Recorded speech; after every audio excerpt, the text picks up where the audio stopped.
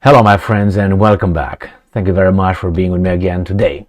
It seems like the other club is trying to, how should I, come up with a term for the United States. I came with Al Capone because it uses the Al Capone's methods, and that is, blackmail threats.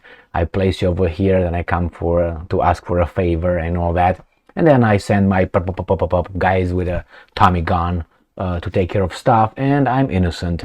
I'm actually a good guy. I'm a philanthropist, like Soros. So the Hungarian-born philanthropist, that's how you have to refer to Soros, George Soros. No other way. You don't have to say anything else. And if you want to say something more about him, you have to say that he's a good guy. Fantastic guy. Anyway, so we have here two articles, one from Reuters, one from Russia Today. I'm going to start with a new one, which is from Reuters. And here it is. China says US is the true, quote-unquote, empire of lies. So this is from 7 hours ago on the 30th of September 2023. Oh my, but we have this one right here. New World Order versus Empire of Lies. Key takeaways from Lavrov's United Nations speech. So this is from the 23rd of September 2023, and the other one is from today, 7 hours ago. So interesting, these guys are trying to coin this term, stamp it on the United States of America. And well, I don't know, I'll let you be the judge. The US and its allies instigate new conflicts to prevent the emergence of a multipolar world, Russian foreign minister believes. Let's see what the Chinese says, because this is what drew me. I mean, I read this one before, and I was like, nothing new here, actually. But now, because these guys are saying it, it seems like they're coordinated. And the United States is the true, quote-unquote, empire of lies. The Chinese Foreign Ministry said on Saturday, lashing out at a U.S. State Department report that accused Beijing of plowing billions of dollars annually into information manipulation efforts. China is manipulating global media through censorship, data harvesting, and covert purchases of foreign news outlets, the U.S. Department said in the report on Thursday. Really? And the United States doesn't do that? Oh, you gotta be fucking kidding me. They do it. They don't have to own it, because the mass media in the US is owned by the guys who own the politician. So over here they say, well, China, the government, buys other media outlets from different countries, and they will parrot whatever they want. This is the story it goes. But we don't do it. Why? Because the United States is not buying that. No, it's doing this. They have, let's say, CNN. And CNN is not a governmental owned company or media outlet. No. It just has X FBI, X CIA, X this, X that, okay, in there. And then not only that, they will not go left or right from the main, how should I put it, main script provided by the government. So they're not. You know why? Because CNN is owned by someone or some. Okay, and those guys who have shares and they're the investors, go and check them out. They know exactly who they are and who they have to donate for the campaign donations. Remember, in other countries you would call that a bribe, but here you call it campaign donation. So those guys who own the media own the politicians as well. So yeah, and then the media, let's say CNN buys a Romanian media outlet, as is the case, and buys in Romania a big media outlet, and you don't know that's owned by CNN. You say, oh, okay, it's Pro TV, let's say, Pro TV. Pro TV is independent. Yeah, independent. Go and look. I'm just giving an example. I don't know if that's the case nowadays, but they bought other little media outlets, Antena Unu and others. Just look over there. And they own it, but they were going to say the same thing these guys say, because this guy's going to say the same thing their owners want to say, and the politicians say the same thing, and the government. So it's just a little bit different. Do you think these guys are clean? No, they're not. No. I remember when I read about, I can't remember exactly what kind of media, but you can look online. I'm not going to bother. Go and look for Pro TV, PROTV, or Antenna, like the Antenna One, and I can't remember what other garbage was over there. in Romania, what kind of other media outlets were over there. And look who are the owners, who are the majority owners, and you're gonna find out they are the consortium of CNN or something like that. CNN is not, as I said, governmental owned, like BBC has partly is a government institution. I'm not an institution, owned by the British government. So anyway, I'm making the point here that these guys are claiming that, the Chinese are lying. They're all lying. The problem is sometimes when they get in a fight, like in a gang scuffle, you're going to realize only when they get in a scuffle, you're going to find certain things that were not told before. Why? Because that's the moment when they say it. When they get to that point where they say, I'm going to break the whole thing. I'm going to show these guys the system is rigged. I'm going to show these guys how we operate. No, don't do that. They understand one another. Why do you think the politicians, some of them don't come out and say it? Because they're part of it. They profit out of the same thing. So anyway, it seems like these guys want to coin this empire of lie thing. Good luck. I think could be the empire.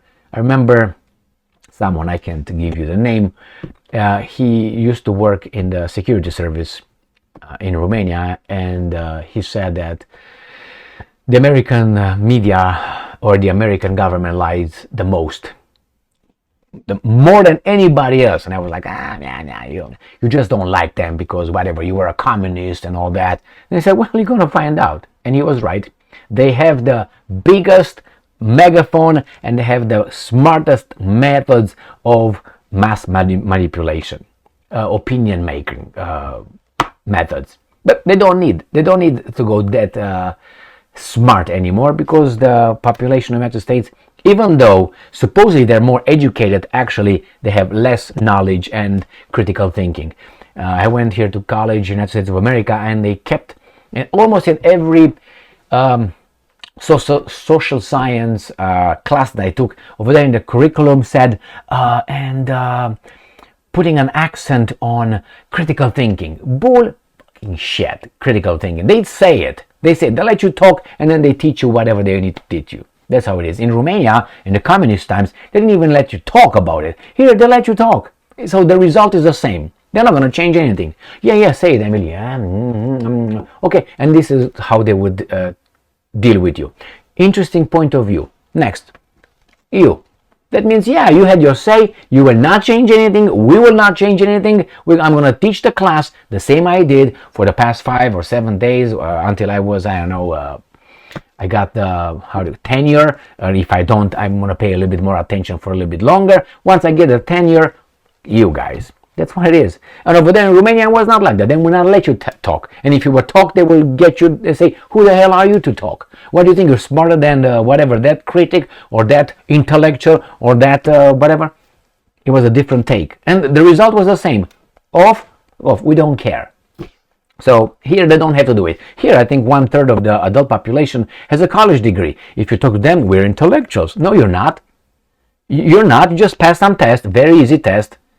Sorry to break that news, okay? You got that multiple choice. What the fuck is that multiple choice? No. You come with the answer. Not you read it, eeny, meeny, miny, moe, then I take C. Or multiple choice. And then have, how they call it, true and false. So you have 50%.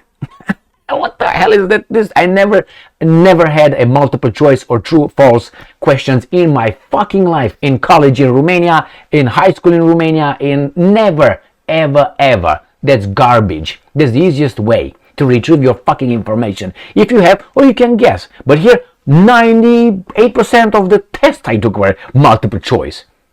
Ping. All right, they're so idiotic. They will say, well, when was the Second World War? When did it occur? And they give you 3 period of times. After 1900s, between 1900s and Christ, and before Christ. I mean, you gotta be a fucking retard to say before Christ. And people were failing. And then they were trying to curb or whatever they tried to do, because some people got too higher notes, grades, and the other ones were like, ooh, so we have to have them pass. So they did some, okay, go and watch the movie, you're gonna get like, I don't know, this many points to your final grade, which will get 20% of your total grade. And that's how they were passing. Jeez, it was vomiting college. That's how it was. I was like, what do you mean? I'm going to watch a movie and I just bring you a ticket? That's how it was. You bring the ticket. I watched the movie Roots or some. Okay, you watch it, that's gonna be a 10. You got all the 50 points to your final grade, which is 25% of your total grade. What? For watching a garbage movie in a theater? Going over there? Yes. My friends, when I was in college in Romania, you have about sometimes 15 books to read, 15 books plus the curriculum plus this and that in the classroom.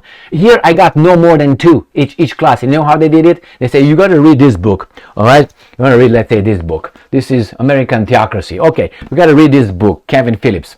Good book. So you got to read it, and then they would ask you, what was the color of the dog of Gigi's in that book? You're like, what? Those were the questions. They were not trying to make you a synthesis, an analysis. No. What time did they meet? They want to see that you read the book, not that you understood anything. Critical thinking, my jerk off. Anyway, I said too much of that kind already. So anyway, my friend, this is it. I can talk. It's laughable. And these guys think they're intellectuals. Now, if they read Wall Street Journal, they are more intellectuals. If they read New York Times, oh my God, I'm definitely, if I drink some latte, soybean latte, so I can lactate later, that's even better. Fuck me. And these are voters. We're sophisticated. I meet them in the fucking city and people at work and all that. But they're very intellectual. Ask them, hey, what's the population of Bangladesh between this and that? Let's see. Tell me the capital of, let's say, Denmark. Or something stupid like that. And they were like, start with that. Ask them the capitals, the population, the political system, just the capitals. And you're going to be like, tell them how many you know. You don't have to quiz them. Just say, how many do you know? Tell me 5 countries with 5 capitals. And I guarantee, and they will say probably Germany, and they will say, I don't know, maybe they say Munich, they will say definitely England, they will say London, that's the one that they kind of know, 90%. The rest, maybe Paris, France, that's another one, and then I don't know, United States, if they ask them, they're going to say, I don't know, whatever, man. It's just, enough. Thank you very much for being with me again today. Stay strong, stay smart, look for the truth, and be just. Do that with your colleagues and see how much they know.